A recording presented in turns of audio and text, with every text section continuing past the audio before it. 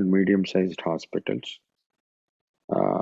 By definition, a medium-sized hospital is something which is less than 100 bedded. And these are anything less than 100 bedded hospital which is situated in rural areas or in suburbs. As I said, usually they are 20 to 60 bedded. Normally, these hospitals will have a varying occupancy of 25 to 75%. In seasons, good seasons, like we all know, in the rainy seasons, winter and rainy seasons is where you get more occupancy. It may go up to 75%, and remaining times maybe 20 to 25% is occupancy. Usually, the owner and spouse are the two specialist doctors, ortho and gynec, surgery and gynec, physician, gynec, or any of the the related combinations. They might have some 5 to 10 visiting consultants, maybe coming from the nearby city once a week and going back, or who are settled in the local area, a surgeon, a physician, a pediatrician, who is coming and visiting the hospitals either daily basis or a weekly basis. And these hospitals usually have some resident doctors who are MBBS doctors, but in many places, these are actually non-allopathic doctors also are working as the duty doctors over there. Typically, the overall outpatient load of these hospitals can be between 100 to 300 per day, all departments put together. And there are some hospitals where they do even 3 to 4 surgeries a day. Some hospitals max 1 surgery a day. When you do this, the average turnover can vary anywhere between 10 lakhs per month to 50 lakhs per month with this scenario. Usually, these people make a net profit of, let us say, 5 to 10%. You call it PAT, no? Profit after tax, if at all you pay tax. So this is after salaries, after your EMI, after the payments to all the consultation fees to doctors, all these things.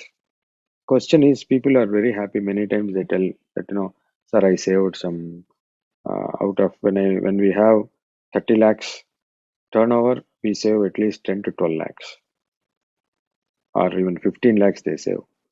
But at what cost? You are also working like a doctor, no? There. What about your salary? What about your working, the compensation for you for working as an employee? You are also working, no? You are not enjoying. You are working every day 10 to 12 hours. So what about that? So when you account for all these things, you have to calculate what is your actual net profit. And these people, some people, they go brick by brick. That's called, brick and mortar model, where you first set up OPD, then add 5 beds, then add another 5 beds. That is one model. In the last 2-3 decades, people have become a little bit faster. They just take loan because banks are giving good amounts of loans. They construct 20 to 30 bedded hospital and then start running. Several times, they have EMIs and payments to be made. The operational break even takes 3 to 5 years time. As I told you, when the owner himself is working at least 12 hours a day, 6 to 7 days a week, you have to actually deduct your salary, before you think what is the profit. If your outpatient fees is 100 rupees or 200 rupees, and whatever every day whenever patient comes, he definitely gets some tests and then buys some medicines, approximately, let us say, 1,000 rupees. And if you are seeing 100 patients with 1,000 per day total bill, your turnover is 1 lakh per day. Okay, so that's a turnover, not profit, because lab and pharmacy, the overall turnover cannot be taken as profit. So this is how you come to an average turnover of 30 to 50 lakhs, if at all you get this. After your payments and your discounts, everything, and then your deductions in payables, everything is gone. This is how a hospital runs. If you, whoever is listening to this talk, okay, if you fit into this model, I think we have some solution for you to grow to the next level. So in the next 45 minutes to 1 hour time, I'm going to explain several aspects of how one can grow. Okay. Now, so as I have been telling that there cannot be a cakewalk for everyone. Until this, it's a cakewalk. Okay. But beyond this is a difficulty for people. That is where they get stuck. I'll just take you through a small case study where a small town, which is surrounded by 20 villages, small villages with around 5 to 10,000 population of each village. So that takes to a total serving population of 2 to 3 lakhs approximately. And we have an elderly farmer from nearby village with all comorbids, okay, diabetes, hypertension, cardiac, COPD, everything comes with an infection, let us say 5 days fever, shortness of breath. He came to the hospital.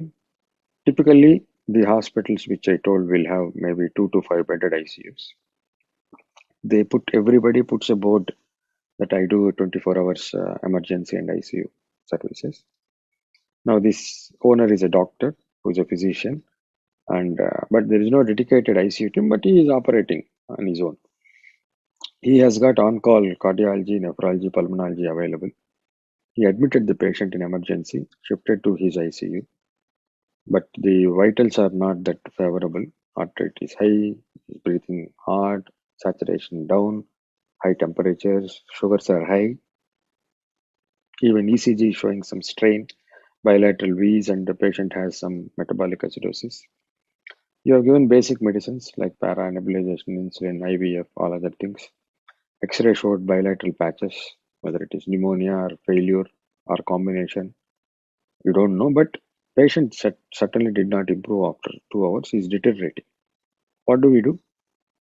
We usually refer to higher center, right? So nearby city, which is around 50 kilometers away, it takes 2 hours to go. Patient was received in the city corporate hospital. He was put on ventilator. So 20 days of ICU stay and 15 days of ward care. And total bill was 20 lakhs. Of course, family also had to spend some more amount, on other overheads. Naturally, for a farmer, 25 lakhs is a bad news. So he had to sell his house.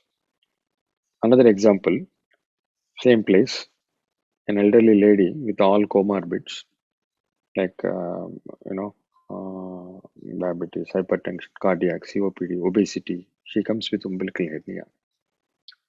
She went to the locally famous surgeon. Surgeon is willing to operate, but anesthetist said, look, we can operate, but post-operatively, this patient might require the ICU care.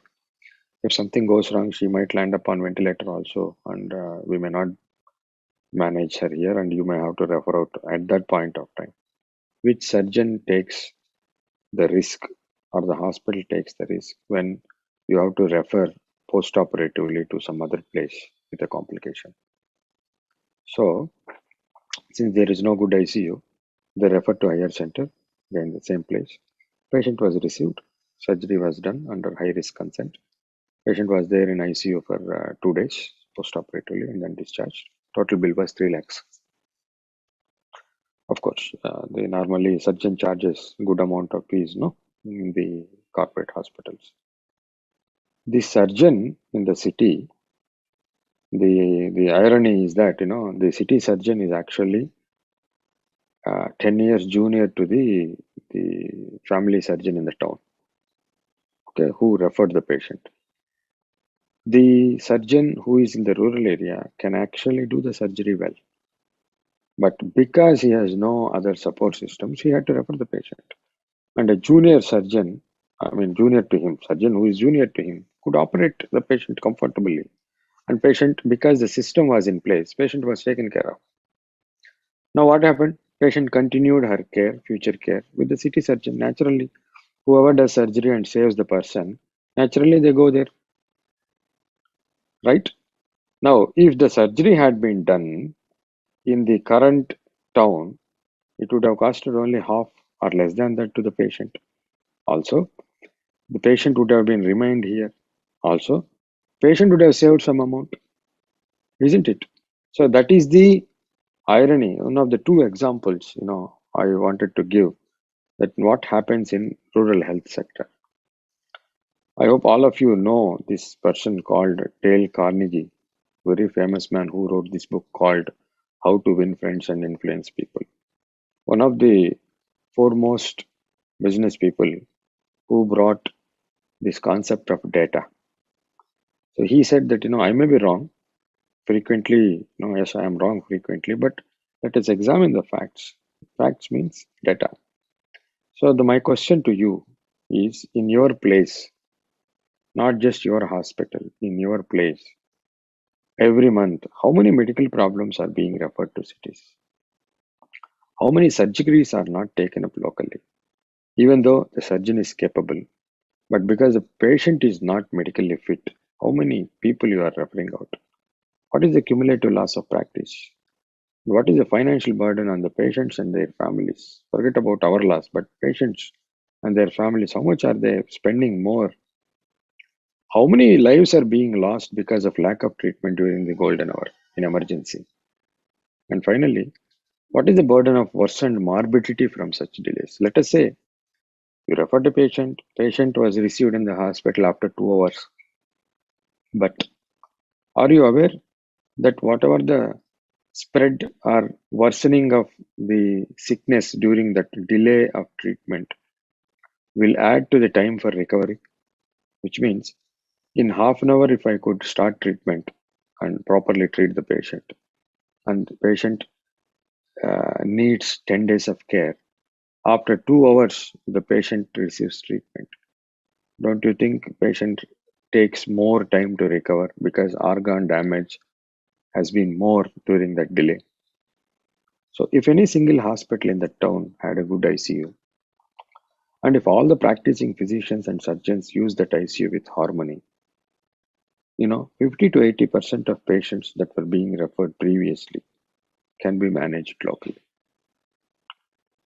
So this is the fact or the data based on which one has to think that by having ICU and by improving the services in my hospital, it is not that I just survive or I just grow, but actually I am giving a very reasonable social impact and financial impact to all the healthcare providers as well as to all the patients and their families in my locality.